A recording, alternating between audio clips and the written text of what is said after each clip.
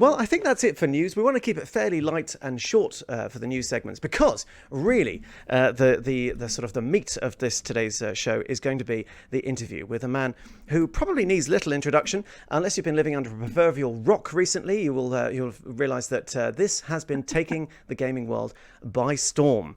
And I can tell you now that I've been showing them to even people who don't game, and the response has always been the same of, me want. Generally across the board. Even non-gamers want to have this product. And so, passing over to Jean from Pixel Dice. Jean, why don't we begin with just telling us a little bit about yourself? So, excuse me. I'm Jean. I consider myself a maker.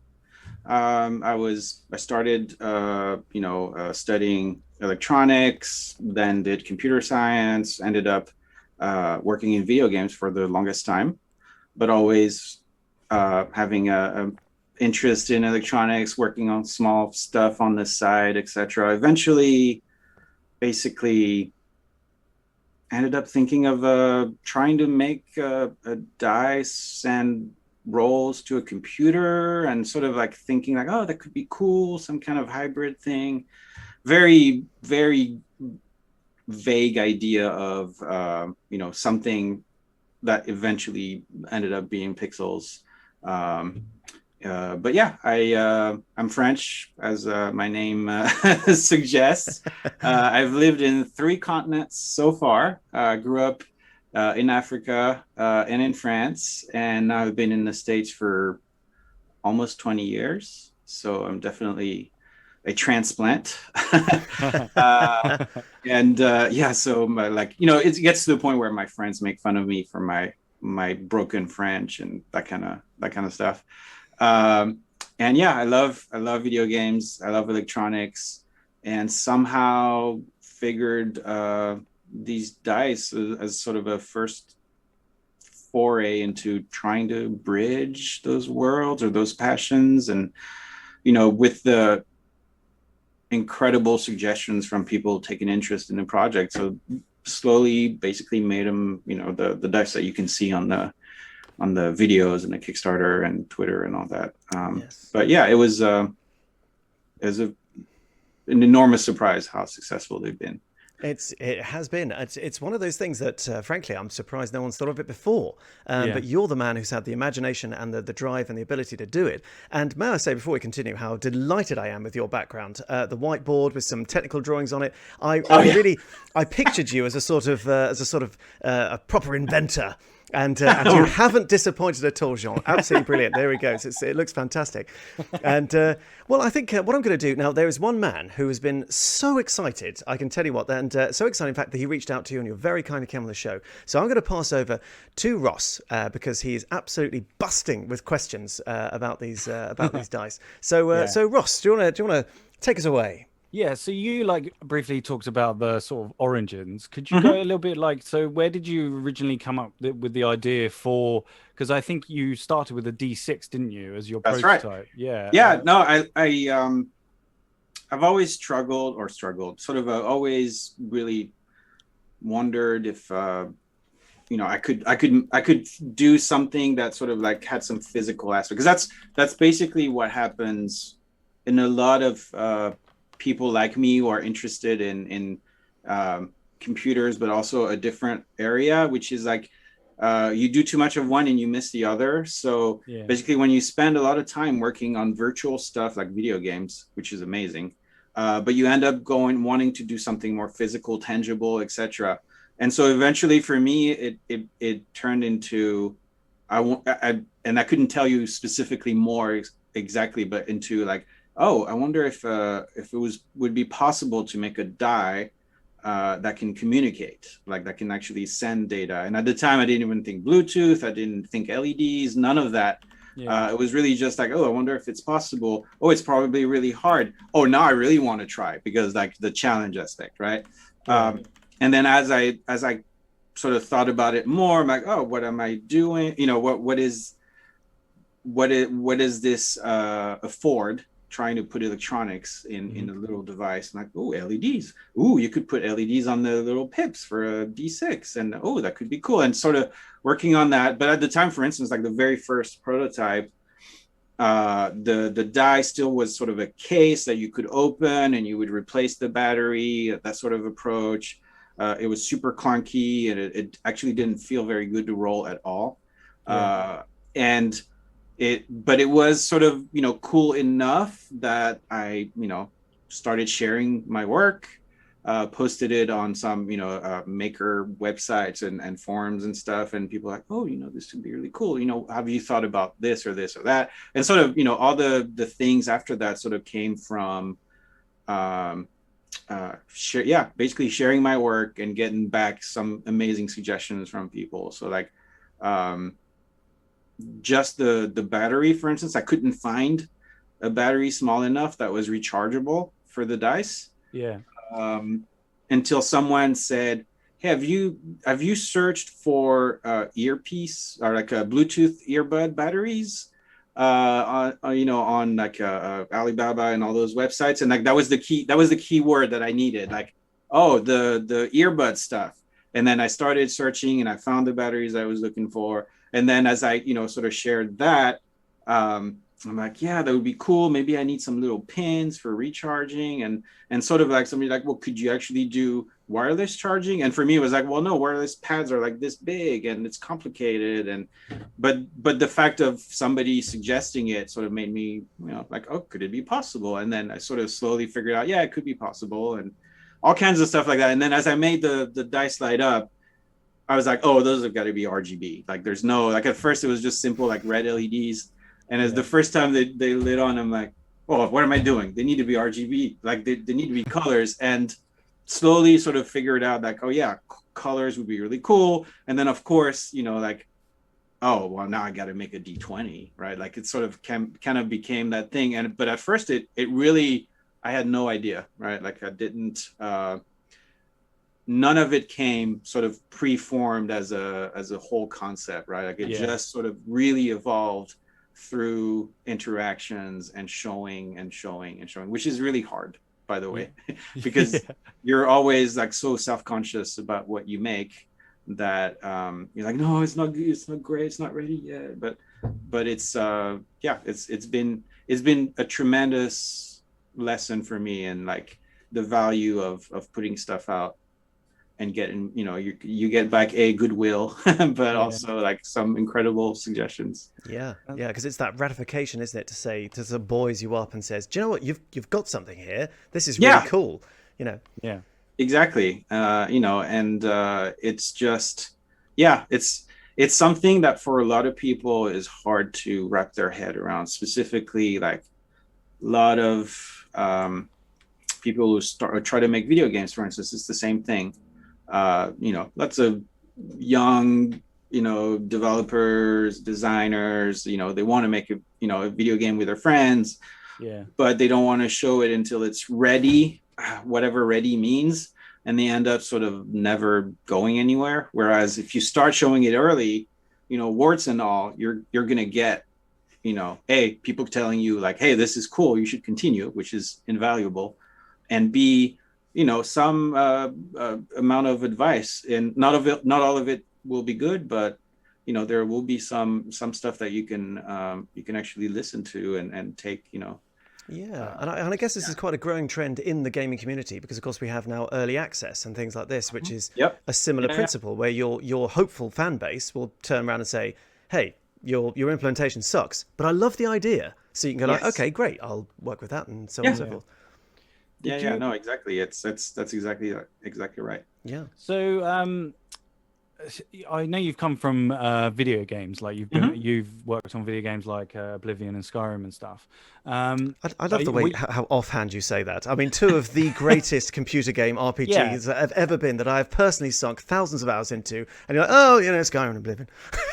I read up that Just Jean me and worked 100 other people. Oh, well, you know, that just Jean in an worked afternoon. on making people not look. You were focusing on their eyes, weren't you? And making sure that they had a randomness on their eye movements Yes, and things like I that. that's my big claims to fame with my video game career are so Oblivion was the first title I worked on at Bethesda, and I came in halfway through the project basically, so lots of the things were already set, and had people responsible for them, but the the director just said like, hey, can I need someone to work on the NPC. They look too weird staring straight at you, because basically it was just they were just standing and just staring at you, because that's all they were doing. There was no animation, no nothing, and it was just super disturbing. And he said, like, can you do something about the eyes? And so I sort of like figured out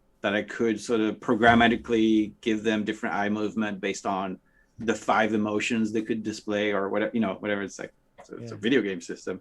But yeah, so they had, the most successful one was the shifty eye, basically, because it's like when they were not being truthful, they would like keep looking left and right and be like super like shady looking. So That's awesome. that was my first claim to fame. Fantastic. On Fallout and Skyrim, I also have like, sort of similar stories of like the things that were actually not what took me the most amount of time necessarily, but the thing that were the most remarkable. So like Skyrim, for instance, I was doing like AI stuff, animation and movement for all the characters and on the code side.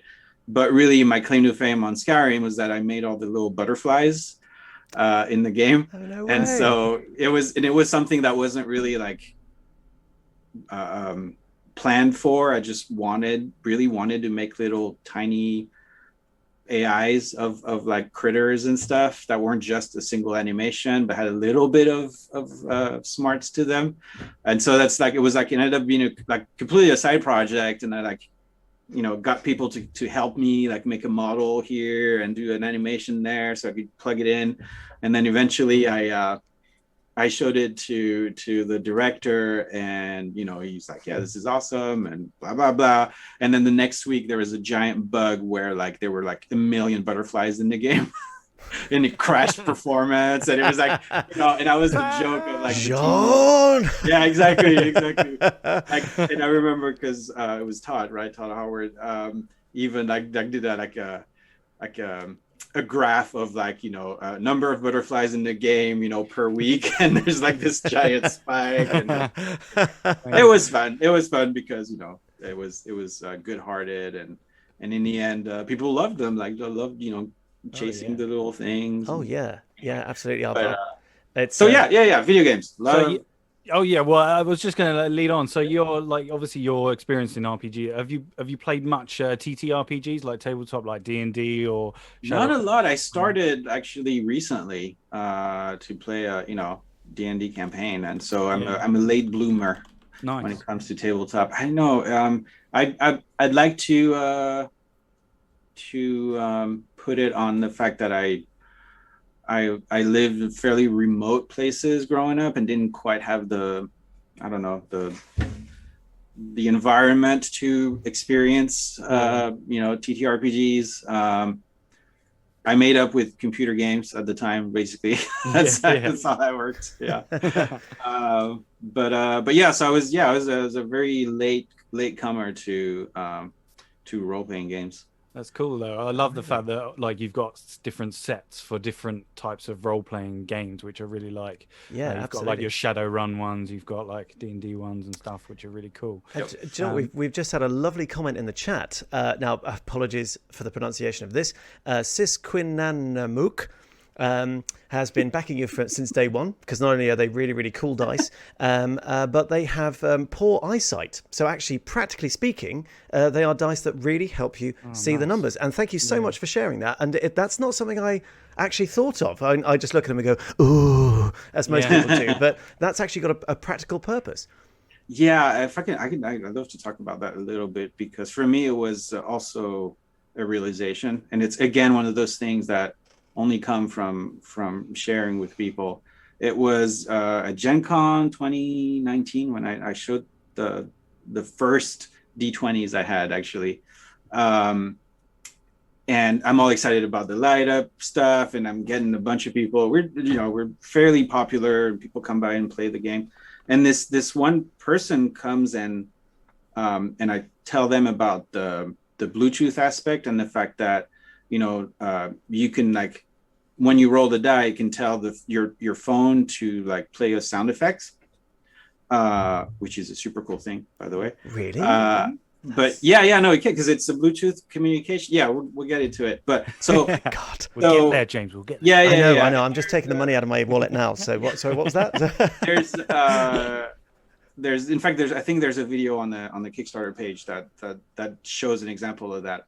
But so this person is telling me, like, oh man, like, you just have the phone just read out the number. I have this friend who's blind, and we always have to tell him what he rolled when he plays in our campaign, and it's sort of like immediately clicked, like, the importance of owning the roll, like the difference between I roll it and you tell me what I roll versus I roll it and my earpod, or earbud tells me what I rolled is like night and day. It's like there's an ownership or it's like restores some control or some I don't know, like just something that you can't, like, that somehow like immediately understood, like how important it was for that person to be able to know what they rolled on their own. And so I really want the dice to be accessible, but it means far more than just the ability to read the rolls. Like, for instance, the app needs to be completely accessible as well. So like, if you want to configure it to read out the rolls for you, that, it needs to be possible and all that. So on the whole, I've been sort of like acknowledging the accessibility, but not really touting it too much until I'm able to, like, sort of put my money where my mouth is with it. But I feel it's possibly very important to to give the freedom again to some of the players, because even braille dice, which are a thing, they're not, they just don't feel that great to roll, and they're just sort of not. I think, I think that's absolutely terrific. I think anything that offers accessibility and makes gaming easier, is always going to be a good thing. And I think when you said owning the role, that's absolutely right. Because, of course, as a player, when you roll that die, it can be a really tense situation. Yeah. And you're the one rolling it for yourself, and you see that number, and it's a natural 20. You're like, natural 20, and it's that snap second, sort of like between the roll and the reaction that you're potentially going to give to these players. Potentially for the first time ever. God, they're going to be stoked. I know. Of course, so for instance, right, like down the road, I would love to even make more affordable versions that don't even have all the LEDs specifically for that. But at this point, we're talking a couple of years from now, no sooner, just because of the incredible success. I'm going to be busy for a while. Absolutely, and as Top 64 points out, of course, these dice could also betray you. So for those who like to fudge their rolls, you go, "Oh, it's a natural 20," and your phone says 7. Beware the cheaters out there. Not that anyone would do that, of course. Yeah. So obviously after you got the idea and then you created it, then you decided to create a Kickstarter. Can you tell us, like, the idea behind that? Like, why did you choose Kickstarter per se? Were there any issues with, like, doing a Kickstarter if you want?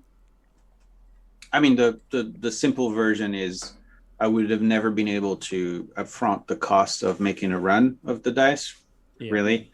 Plus all the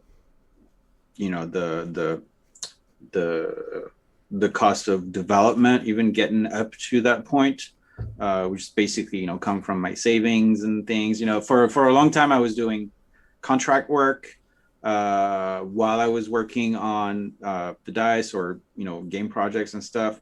But I decided to just devote all my time to it about a year ago, thinking, I would just go for broke essentially. Like I just put just bet on the Kickstarter and either go find a real job after that, or hopefully actually be able to manufacture them and all that stuff. But it's not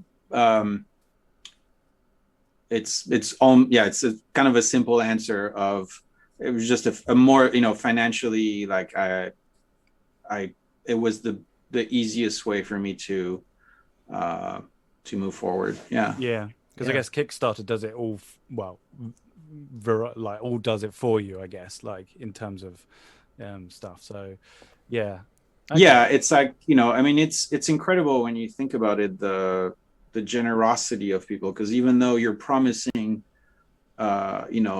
something in return for their support, they're still taking a huge chance on the projects they back, right? Like here's my money now, I expect you to give me a product in a year, right? That's an enormous amount of trust, to afford someone. So it still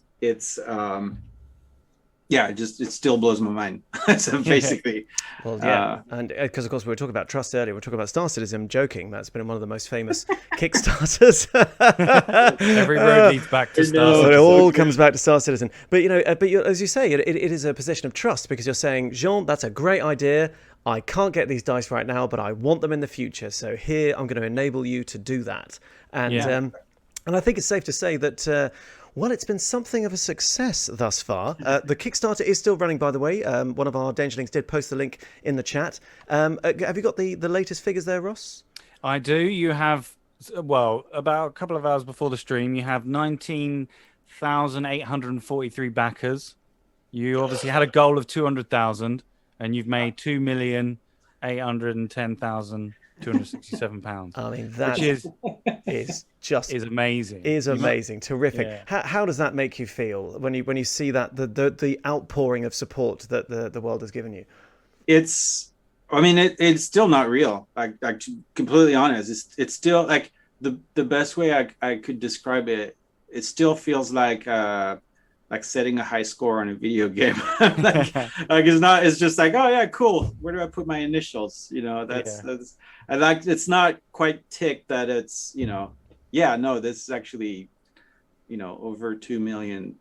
It's still nuts. It also of course is immediately followed by incredible joy, then immediately followed by an immense sort of a sense of duty, right? Like I can't fuck this up now, right? I have to deliver, and, because there's the monetary part of it for sure, but also just all these people just so like incredibly positive and excited about them. I mean, it's you get the few people that are like, God, that's stupid. I would whatever. I would never use these, or the kind of the haters, But for the most part, people are so excited to see those, to see them come to life and happen, and it's just like, it's very strange. I think maybe a lot of creators sort of have that same attitude that what they create isn't worth anything, or like it's just so like it doesn't make sense that people would be so excited about what I make. I think it's just captured the imagination, hasn't it? And I think that listening to you talk earlier about the batteries and the technology that goes into these dice, these are very much dice of the future. This technology just wasn't available 20 years ago. They weren't possible. And I think a lot of people are getting excited because these things that we saw in sci-fi programs when we were kids and all this kind of stuff, it's starting to become possible. And you are making another piece of the puzzle, another thing where James Bond walks into his futuristic casino and tosses his dice down the craps table, and they glow and they change color and it says the number, and it's great. It's fantastic. It's it's funny because that's a fairly frequent conversation that I'm having now about how underrepresented tech is in the tabletop sort of world. Like there's been a lot of attempt to bring tech. They've mostly all sucked. I mean, it's true. They tried. but they try. Yeah, they try. But on the whole, like it feels like there's a huge missing, thing. Like you think, like D&D Beyond is a good example of like the right direction, like tech that isn't intrusive, but instead it improves your experience. Like it makes certain things simpler. It allows you to enjoy your experience more without making you. Who said this? Like somebody was saying, is like without making you do chores to use it, which is a big deal. Like even at the last Gen Con that I attended, which is 2019, there were like a bunch of companies doing table TV displays for tabletop games, or full like on augmented reality experiences, etc. But it's always cumbersome to use, and you have to follow the rules really well, otherwise stuff breaks and it doesn't work, etc. And the thing I joke about with, for instance, the dice is that even if they're out of battery, which now this one's finally out of battery, you still end up with the die, and you can still read the number, and you can still do like everything that you would normally. And so I'll stop that. No. I mean, it's a fascinating subject, and it's getting a lot of love in the chat. People agreeing that it's a great way to say it, tech without chores. Because something that strikes my mind, of course, with the tabletop TTRPGs and things, quite often, and there's been great steps to combat this, they are complicated enough. So I want something that's going to simplify my life as a player, and like you say, enhance it, not make it more complicated. You just I want your app to make it simple for me, not to me how to work out how to use the app and then the game. Exactly. So on that, obviously these are not just, like you were saying earlier, we teased a little bit, but let's get into the dice yourself. Yes. They're not just simple light up dice, are they? Can you tell us about like some of the other features that it has? All right. So starting from the so the light up is the most obvious part, the most clear. They look super cool when they light up, and you can configure them, to light up in all kinds of different patterns. They have a small accelerometer inside, which means that they know which way is down, at least when they stop moving. And so that means they can know which face is up and which, what they roll. And they have a Bluetooth little microcontroller in it, which means they can then do something with that information. And among other things, they can send it over Bluetooth to any connected device. So that could be your phone or a tablet or your computer. And then, your phone, your tablet, or computer can do whatever they want with that information. So typically it would be, they'll run the math for you for whatever you're rolling and help you figure out, what damage you caused or stuff like that. But they can also sort of communicate the other way around. So for instance, they could tell you which dice to pick up and roll in the first place by like sort of lighting up the dice that you need to roll, which, so it could go both ways. And then because, I really wanted the dice to feel like regular dice and not sort of gadgets or gizmos or whatever. They don't have any sort of opening, any sort of lid or screws or contacts for charging. They recharge wirelessly. So all you do is you just have to make sure you put it with the right face down, because there's a little coil, which I don't know if I can show it on camera. Oh, yeah. We can see that. Yeah. So there we go. So that's, it's on the 1. So basically if you put any die with its highest face up, it'll make sure that the lowest face, which is where the coil is, will line up with the charger, and it'll be able to recharge. But the nice result is that, there is no, come on, focus. There we go. There is absolutely no surface. Because they're waterproof, aren't they, as well? Bumps. What's that? They're waterproof as well, aren't they? Yeah, that's the side effect. Actually, unintentional. But they're completely waterproof. They're super strong. Like I keep, telling people that they're fine to like. like, oh, it's, I thought we might have an Elon Musk moment where you go and smash in the dust. exactly. Yeah, exactly. Like just break everything. That's never happened before. But yeah, but because it's so basically like even though like the electronics are super fragile, because they're just completely encased in resin, they're like completely protected from the environment. It's like, in fact, like when designers want to make sure electronics can like stand high vibrations, or like I don't know, send stuff to space or whatever, that's basically what they'll do, is just coat everything with a sort of like 2-part epoxy kind of thing, to make sure everything's doesn't move, doesn't break, nothing's gonna come off. And so so as a result, they're kind of just really durable. I mean, I think it's great, and I love the fact that you not only have come up with a great idea, but you've really considered the feel of dice, because I'm sure that all the gamers out there, it's important, it's how a dice feels, its weight and things like that. And you've mentioned a couple of times. I think that's absolutely terrific that you've taken that into consideration and unintentionally made them completely indestructible. Yeah, exactly.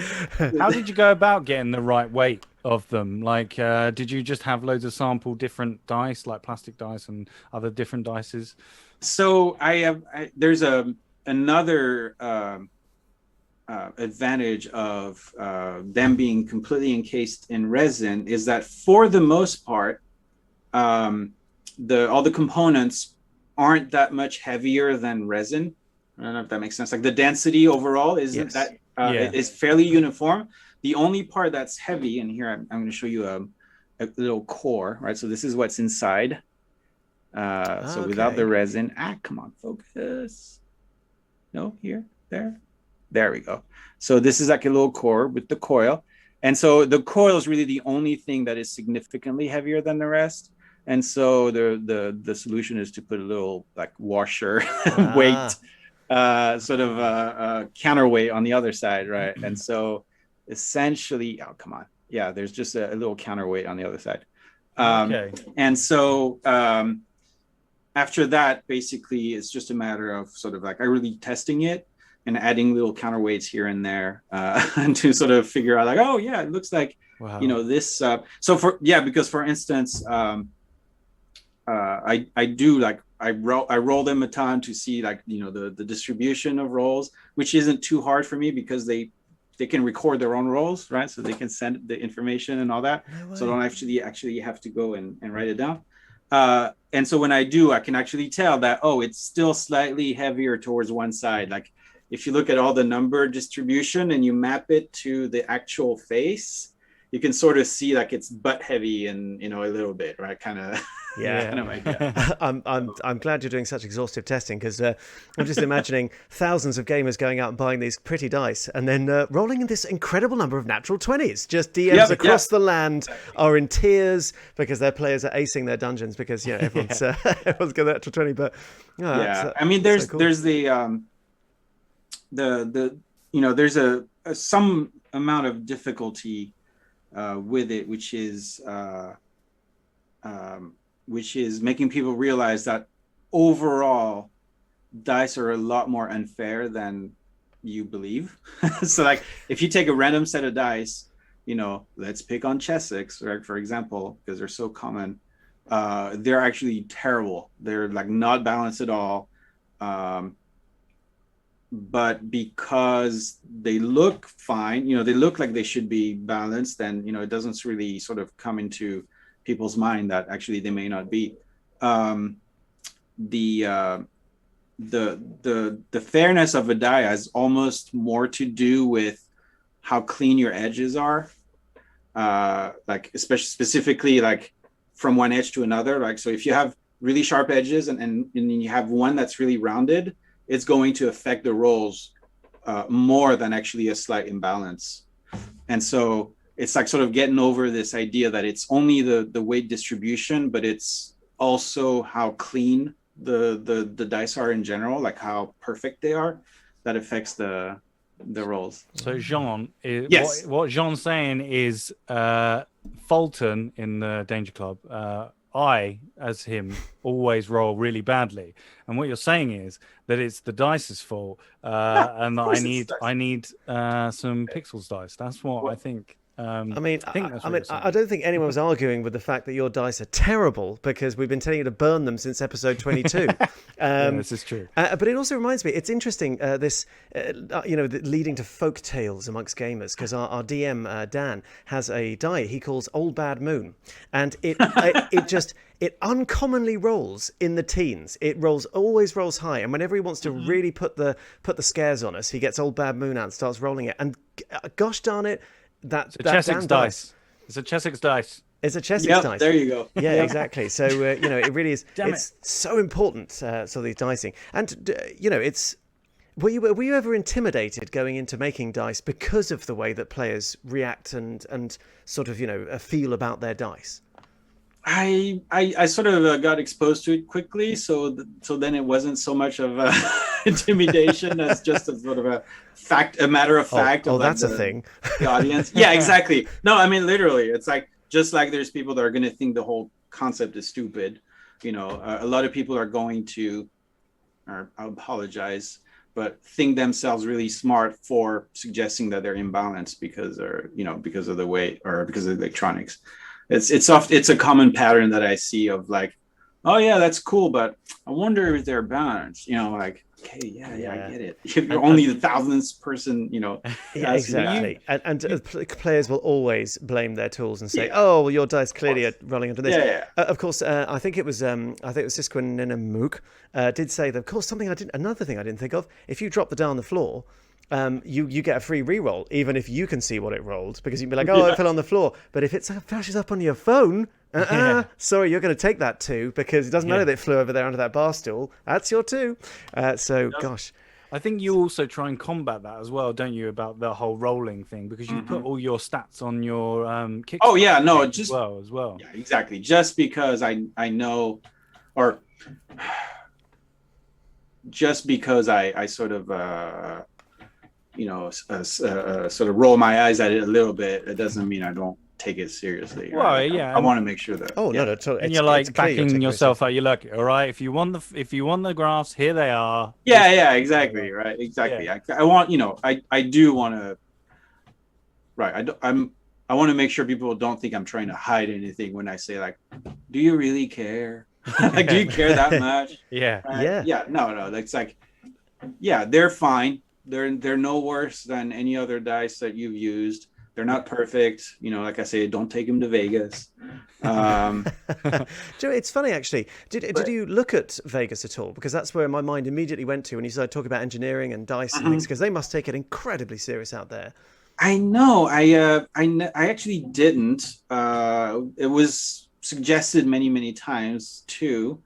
I think they would be extremely unlikely, only because they are serious about their like fairness and stuff. Like, the like Vegas dice are like, they will drill holes for the pips and then fill them back up with clear material just so that they have the die exactly the same density perfectly everywhere. They will like reuse dice like, within the hour, right, at the tables. Like there's just so much, like they take it so seriously that I think they would look at him and go like, I don't know. But I could be completely wrong. Like and then again, they probably have cameras that read the tables already, and like, yes, they probably have they have a lot of money to invest in the tech. They probably have like automated systems that can already tell what the rolls are. Absolutely, using different systems and stuff. Yeah, that's it. And I think that whilst we're not denying that pulling off that sneak attack is very important, if you've got 10 grand running on a dice roll, you want that die to be perfect. I think that's probably exactly. upping the stakes a little bit. What is this thing now? Magic. Now that's another area. I've been very early on. I was contacted by a number of people that were like, "Can you make one that doesn't have the LEDs but just looks like a regular die?" And it turns out there's actually already a number of Bluetooth dice that are used in the magic industry to make it that the magician is divining your rolls. Thing. It already exists. Like, and you pay, I don't know, like $1,000 per die because they can. I suppose you're bringing them into the mainstream now, aren't you? I mean, that's yeah. a niche, I don't really have any interest in like sort of even messing with that or whatever. I mean, I want to make flashy dice, for people to play tabletop stuff, and but it was very interesting to learn. Like it was like for me, it was sort of like revealed an entire field of like, wait, actually, in all the magic tricks that you see on TV, there's a lot more tech than you think. Yes. Like it's actually it's actually really clever. So anyway, that's a side note. Well, I was only going to say, because obviously we talked about them quite a lot. Do we have a chance to see one in action, shining and shimmering and things like that? Because I know you set up a camera for. If it's going to be a problem, don't worry about it. Hello.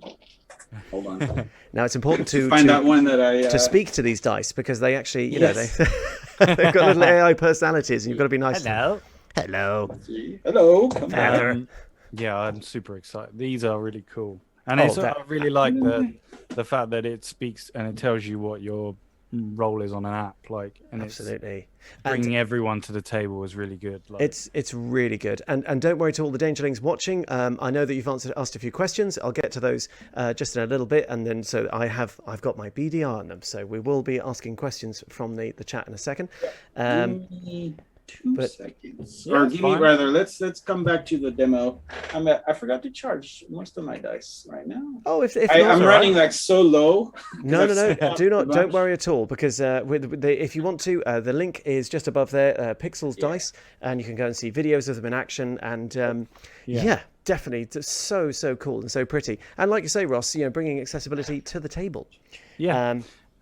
We've had go on. I was going to say, we've had some really lovely ideas from the chat already about different voices to read out your numbers. I can't remember some of them, but said, I think Billy Colony was one. I thought thingy from 2001: Space Odyssey. Oh, Hal. Hal. Yeah. Number 20. I'd like Ian McKellen in his best Gandalf voice. Oh my God! 20.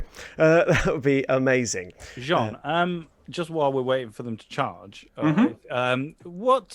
So obviously you talked about a lot of the different features. Is there integration? Because I saw on your Kickstarter there's integration with Roll20. So when you roll it on the table, it will go to Roll20 and tell you what you rolled. Yes, exactly. So I may even be able to demo it live for you. But really cool. There's also a video of it again on the Kickstarter that shows specifically that. It's still very rough, like early integration, but it basically shows the communication working, the roll working, and then Roll20 able to do some, calculations based on it. So to actually figure out damage. It's surprisingly easy, because if you're using one of the few browsers that have Bluetooth support, which I believe is Chrome and another one, I can't remember, but anyway, mostly Chrome or Edge, then the browser can just directly connect to the dice, and then you're just good to go. Like that's great. You roll and it goes into the chat. That's really cool. What I'm talking with Roll20 about is doing a deeper integration, where basically the dice would replace the virtual dice, right? So you would do everything like you do normally, selecting a check or an attack or damage or whatever you want, and then instead of having you roll virtual dice, it would just tell you like, okay, we'll roll your pixels, and it could either light up the ones you need to roll, or any sort of variation on that, and then really cool. Just get the results. And basically for Roll20, Foundry, D&D Beyond probably, they'll just be able to replace the virtual dice. I'm still going to be talking with Fantasy Grounds this week. So hopefully I'll be able to basically say the exact same thing for Fantasy Grounds. I actually never used them.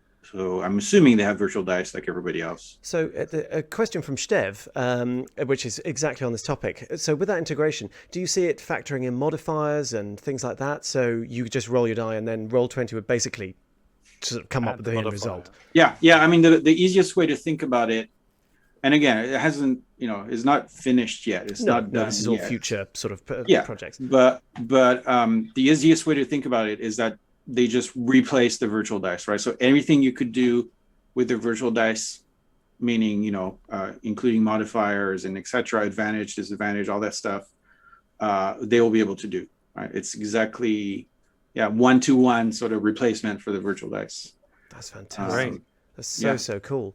What we'll do, because we're running a little short time, so I'm going to run through some of the questions we've had in the chat. Yes. So this is a couple of questions. Ads asked this particular question, and also Sisquanuk. So how readable are they when you turn the LEDs off? Or should I switch to my usual dice when the pixels charge? And also, how stealthy do these dice look if you turn the LEDs off? So some questions there about when you turn off the flashing lights, how are they? I might be able to show them on. Because I think you mentioned earlier that actually they are fully usable. Ooh. No, it's not coming. Oh, right, it's still dark. All right, hold on. Well, let me come back. Thank you, everybody. There we are. Yeah, he's back. Yeah, there we go. Thank you for. We'll and I have to mess with it, but so depending on there's two categories of dice. Some have the light shine only through the numbers, and some have the light shine through the entire faces, kind of like just generally. Yeah. And so the ones that have the light shining only through the numbers are fairly readable when off, because the numbers are typically sort of a translucent white, and then the rest of the die is very dark, either black or gray, opaque colors. So it's actually just very easy to read.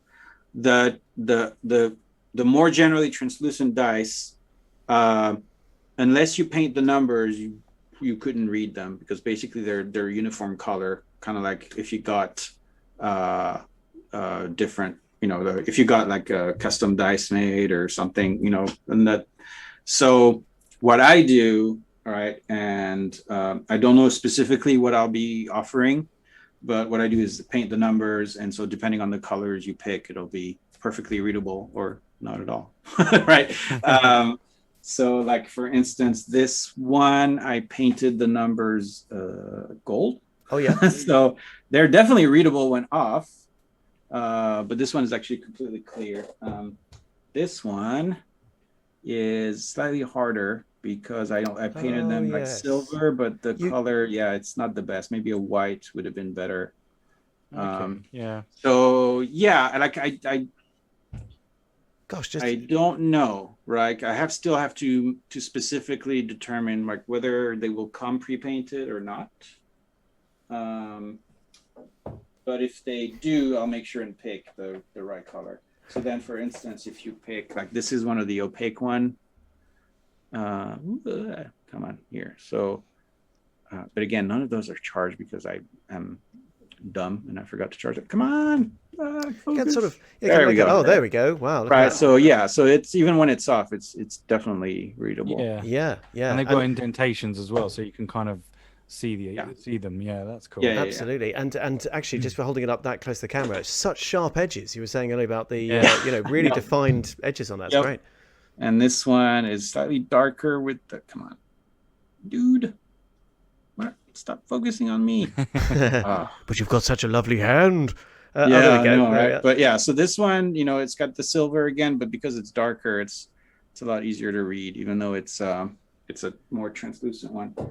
Yeah. I've got to say, the set that caught my eye with the dark grey with the light up fiery numbers. Yes. I was just like, oh, that's the set for me. Really, really cool. And I think this is going to be a continuing thing, because you offer quite a range, and it's going to appeal to different. I mean, I want a set of all of them. I'm going to be honest. Yeah. But it does look really, really cool.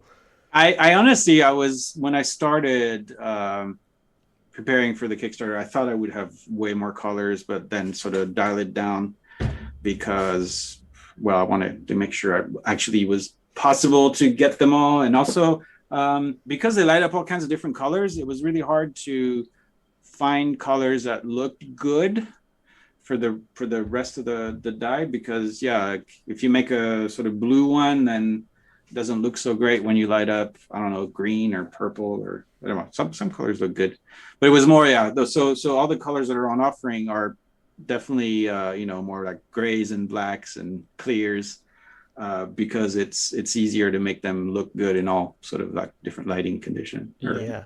And in terms of the just a quick question, sorry, Ross, I can Mm-hmm. see just one question. Obviously, we're talking a lot about the phone functionality and the Bluetooth. Will that include being able to change the colors via your phone? So you could go from flame to the purple to a thing, Absolutely. There's tons of, and again, I'm gonna say there's a video about that on the Kickstarter. You should go check it out. Yes, which but yeah. So that's exactly right. Like the way they light up is completely customizable. You can go to your heart's content to like literally controlling the color of each LED over time, specifically. And the way you do that actually is with like a little image that you just upload with like a row is a face, and then so like you have the one face all the way to the 20 face, for instance, on the D20, and then on the X is just time, right? So you can just literally like paint your colors and how you want things to evolve, to like much simpler ones where it's like, okay, I just want it to go from this color to this color, or I want to light up these faces, and just sort of different what do you call them, like modalities for customizing the dice, because not everybody wants to spend 15 minutes just to make one single pattern. But yeah, so they're completely customizable when they light up, right? So you also define rules for like, so this is for when they're not playing connected to your like Roll20 app or whatever.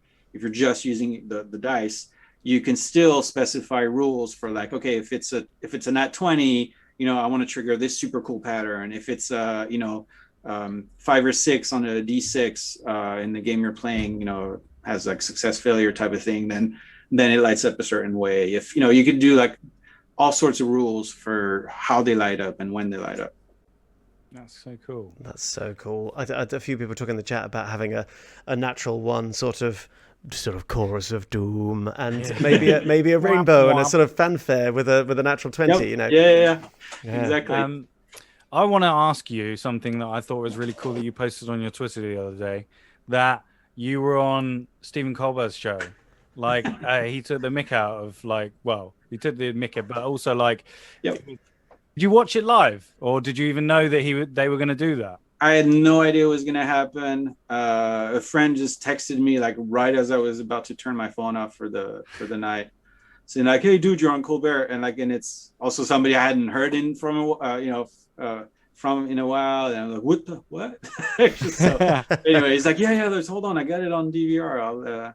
I'll send you a clip. So he sent me the phone clip, and yeah, I did not expect it. Then again, it makes some sense that because Colbert is a well-known geek, and then specifically D&D nerd. Oh, is he? I never knew that. Yeah. He's you guys watched Stranger Things, I hope. Oh yes, the show's right. He's basically those kids. Like his age, I believe, matches exactly those kids when in the 80s and stuff. Yeah. I believe like he's those kids.